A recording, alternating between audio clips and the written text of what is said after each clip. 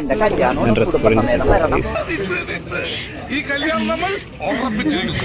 എന്റെ പൊട്ട നീ ഇതെങ്ങനെ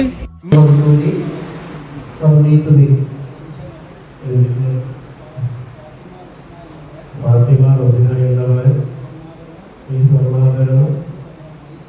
പകരമായി കാരണം ഞാൻ ഈ കാലം ചെയ്തത് അനാഥായ ഭാര്യയായി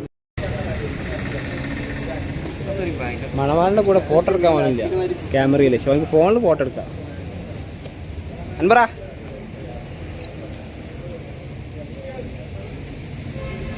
വീഡിയോടാ ആകുമ്പോ എന്താ അറിയോ ഞങ്ങള് ഒരേ ബാക്ക്ഗ്രൗണ്ടിൽ വരുന്നത്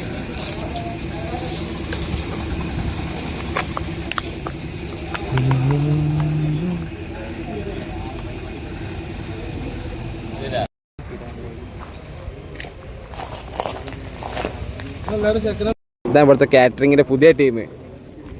കുട്ടിവാ ഇത് മണവാളിന്റെ അനിയൻ കാറ്ററിങ് ഇതൊക്കെ മണവാളിന്റെ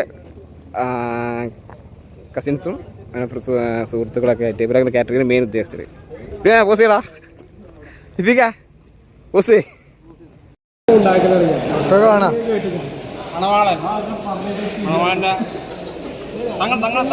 ക്യാമറ വീഡിയോ ആണ് അടുത്താള് വാസില് എല്ലാം ചോറാ എന്റെ അവൻ മോൻ കണ്ടില്ല ഓക്കെ ആ മണവാളൻ